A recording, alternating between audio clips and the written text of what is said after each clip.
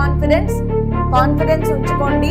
భయం వేసిన పర్లేదు, మీద ఎక్కువ నెంబర్ ఆఫ్ క్వశ్చన్స్ మనకి ఎలా ఉండాలి నువ్వు రాయబోయే టెస్ట్ అంటే realistic lot. Now coming to a big myth.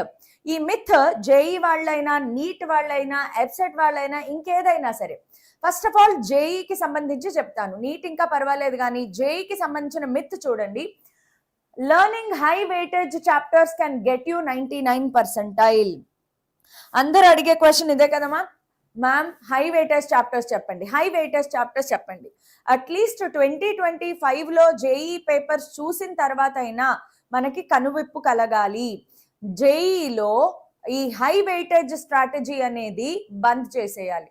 ఎక్కడైనా నేను చెప్తాను, మళ్ళీ మీరు చూడండి కొన్ని రోజుల తర్వాత నేను కూడా హై వెయిటేజ్ చాప్టర్స్ చెప్తా. Because yes, high weightage chapters ఎవరికి అంటే, మేడం నేను ఇప్పుడే స్టార్ట్ చేశాను, నేను జస్ట్ జేఈ క్వాలిఫై అయితే చాలు, నాకు 99 పర్సెంటైల్ అక్కర్లేదు, అలాంటి వాళ్ళు హై వెయిటేజ్ మీద డిపెండ్ అవ్వండి. కానీ ఎవరైతే 99 పర్సెంటైల్, 99.5 పర్సెంటైల్, 99.7 పర్సెంటైల్, 99.9 పర్సెంటైల్ కావాలి అనుకుంటున్నారో వాళ్ళు మాత్రం 100% సిలబస్ మీద కాన్సన్ట్రేట్ చేయాల్సిందే. ఎక్కడో ఒకటో రెండో చాప్టర్స్ బాగా వేస్ట్ చాప్టర్స్ అంటే చాలా లో వెయిటేజ్ ఉన్నవి పక్కన పెట్టచ్చు తప్ప, definitely you have to learn 100% weightage. కాకపోతే ఇందులో కూడా మళ్ళీ మనం అనాలిసిస్ చేస్తే ఒక్కొక్క చాప్టర్ లో కొన్ని ఏరియాస్ ఉంటాయి, కొన్ని టాపిక్స్, వాటి మీద ఎక్కువ నెంబర్ ఆఫ్ క్వశ్చన్స్ మనకి జేఈలో అడగడం జరిగింది కాబట్టి అలా మనం స్ట్రాటజికల్ గా వెళ్ళొచ్చు. ఆ స్ట్రాటజీ మేమందరం వర్కౌట్ చేస్తున్నాము. యాక్చువల్ గా వేదాంతులో మొత్తం టీచర్స్ అందరూ కూడా ఇప్పుడు ఒక మిషన్ మీద ఉన్నారు. ఆ మిషన్ ఏంటి అనేది నేను ఈ వీడియో ఎండ్ లో మీకు చెప్తాను. సో ఫస్ట్ థింగ్ ఇది ఒకటి అవాయిడ్ చేయండి. So JEE main strategy, first of all mock టెస్ట్లు రాయడం. అసలు పాయింట్ కి వచ్చాం. అసలు పాయింట్ కి ఏంటంటేనమ్మా, సో మేమందరము ఇప్పుడు చాలా చాలా చాలా వర్క్ చేస్తున్నాము to develop and authentic test series. మీకోసం ఒక ఆథెంటిక్ టెస్ట్ సిరీస్ కూడా తీసుకొస్తున్నాము. సో ఆ టెస్ట్ సిరీస్ గురించి నేను త్వరలోనే చాలా చాలా చాలా డీటెయిల్స్ కూడా మీకు చెప్పబోతున్నాను. But see that you are writing tests. టెస్ట్లు రాయడం మర్చిపోవద్దు, కంపల్సరీగా టెస్ట్లు రాయాలి. ఎంతమంది టెస్ట్లు రాసి మార్క్స్ చూసుకుని మాత్రమే డిసప్పాయింట్ అయిపోతారు కదా. ఆ టెస్ట్ లో నేను ఎక్కడ మిస్టేక్ చేశాను, ఏ సబ్జెక్ట్ లో మిస్టేక్ చేశాను, అనాలిసిస్ చెయ్యరు. అనాలిసిస్ చాలా చాలా చాలా ఇంపార్టెంట్. ఓకే, సో ఈ factors, first thing self confidence ఉంచుకోండి. భయం వేసినా పర్లేదు, భయంతో ఎక్కువ చదివేసేయండి, ఎక్కువ ప్రాక్టీస్ చేసేయండి. Second thing consistency. Every day same schedule, same problems, same subject చదువుతూనే ఉండాలి. కన్సిస్టెన్సీ ఉండేలాగా చూసుకోండి. రెండోది, థర్డ్ పాయింట్ వచ్చేసి, see that every day you are practising minimum to minimum 30 PYQ in every subject. Last but not least, give test. Test ఎందుకు ఇవ్వాలి? Marks కోసం, yes, but more important ఏంటి? Self analysis. నేను personal గా ఎక్కడ mistake చేస్తున్నాను, and also how to improve score. ఇది ఒక్కటి చెప్తానమ్మా. టెస్ట్లు రాస్తారు కదా మీరు, సో మేమందరము ఇప్పుడు చాలా చాలా చాలా వర్క్ చేస్తున్నాము to develop and authentic test series. మీకోసం ఒక ఆథెంటిక్ టెస్ట్ సిరీస్ కూడా తీసుకొస్తున్నాము. సో ఆ టెస్ట్ సిరీస్ గురించి నేను త్వరలోనే చాలా చాలా చాలా డీటెయిల్స్ కూడా మీకు చెప్పబోతున్నాను. But see that you are writing tests. టెస్ట్లు రాయడం మర్చిపోవద్దు, కంపల్సరీగా టెస్ట్లు రాయాలి. ఎంతమంది టెస్ట్లు రాసి మార్క్స్ చూసుకుని మాత్రమే డిసప్పాయింట్ అయిపోతారు కదా. ఆ టెస్ట్ లో నేను ఎక్కడ మిస్టేక్ చేశాను, ఏ సబ్జెక్ట్ లో మిస్టేక్ చేశాను, అనాలిసిస్ చెయ్యరు. అనాలిసిస్ చాలా చాలా చాలా ఇంపార్టెంట్. ఓకే, సో ఈ factors, first thing self confidence ఉంచుకోండి. భయం వేసినా పర్లేదు, భయంతో ఎక్కువ చదివేసేయండి, ఎక్కువ ప్రాక్టీస్ చేసేయండి. Second thing consistency.